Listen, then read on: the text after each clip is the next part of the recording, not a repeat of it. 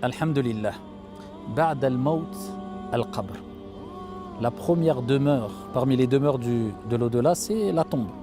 Et Uthman ibn Affan radiyallahu anhu wa arda ne cessait de pleurer lorsqu'il était au pied d'une tombe.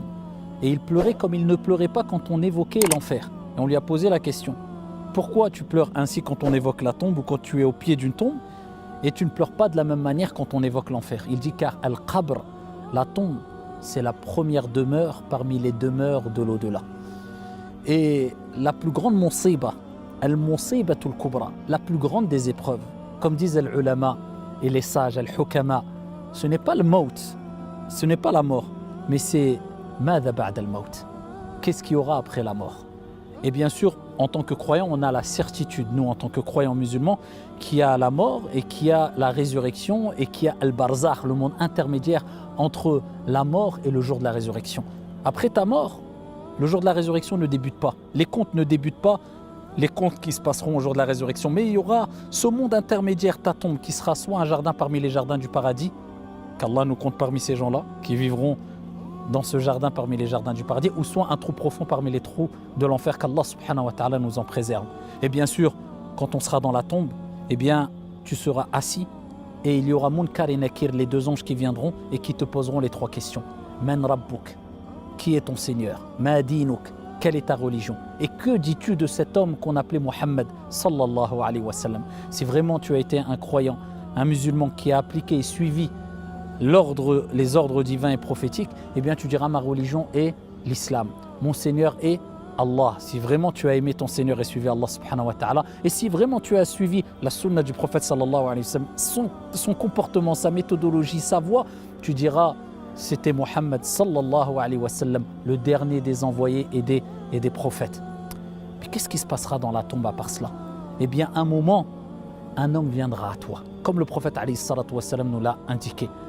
Pour les bienheureux qui recevront la bonne nouvelle du paradis, eh bien un homme avec un beau visage, avec de beaux vêtements et une belle odeur. Et il viendra annoncer la bonne nouvelle, qu'Allah nous compte parmi ces gens-là qui vont recevoir la bonne nouvelle. Et il dira: mais qui es-tu, man ant? Et il dira: ana amaluk, amaluka salih. Je suis tes actions salutaires. Je suis ta prière, je suis ton jeûne, je suis ta piété, je suis tes aumônes, je suis ta bienveillance et bienfaisance envers ton père et ta mère. Je suis ton bon comportement. Donc rappelle-toi tout le temps de ça. Toutes tes bonnes actions, eh bien, viendront sous l'apparence d'un homme. Et dès que tu fais une bonne action, dis-toi: je me prépare pour ce jour où cet homme, à la belle odeur, au beau visage, aux beaux vêtements, viendra me rassurer dans ma tombe al-qabr. Quant à la personne mauvaise, qui aura perdu son temps et qui aura délaissé le rappel d'Allah subhanahu wa ta'ala, qui aura agi avec aveuglement, pas des yeux mais du cœur, eh bien un homme terrifiant, au mauvais visage, aux mauvais vêtements, comme le prophète alayhi salatu wa sallam a dit, et à la mauvaise odeur viendra. Et il dira: man ant, mais qui es-tu? Imagine-toi le moment de panique terrifiant dans ta tombe, et on a cette croyance nous en tant que croyants et musulmans, et en plus de cela, non seulement tu es tout seul, mais celui qui va te rendre visite, celui qui sera proche de toi, ça ne sera pas n'importe qui, un homme qui sera terrifiant. Mauvaise odeur, mauvais visage, et ici avec les mauvais vêtements. Et tu diras: mais qui es-tu? Et il dira: je suis tes mauvaises actions, je suis tes péchés. Je te rappelle quand on te disait: ne fais pas ceci, ne fais pas cela, oh c'est bon, laisse-moi tranquille.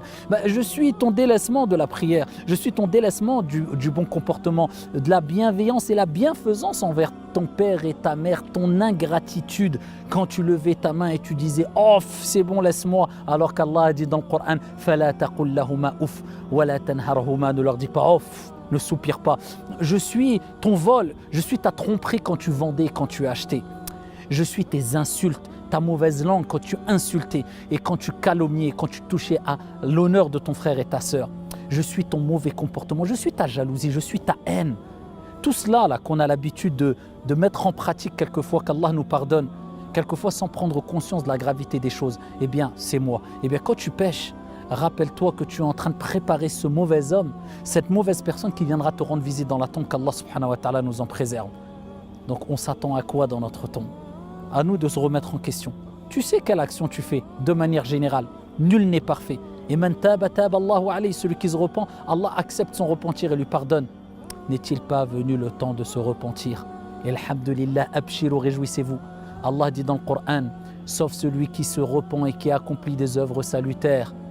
Ceux-là, yubaddilullahu sayyi'atihim hasanat. Allah change, transforme leurs mauvaises actions en bonnes actions. Transforme tes mauvaises actions par la permission d'Allah en bonnes actions en te repentant et prépare-toi pour ce jour où tu rencontreras, insha'Allah ta'ala, cet homme qui t'annoncera la bonne nouvelle dans ta tombe. Qu'Allah nous accorde une bonne fin, une belle demeure dans notre tombe et qu'Allah nous accorde à tous et à tous, à toutes et à tous, le paradis auprès du prophète Mohammed sallallahu alayhi wa sallam. Wallahu a'lam, wassalamu alaykum.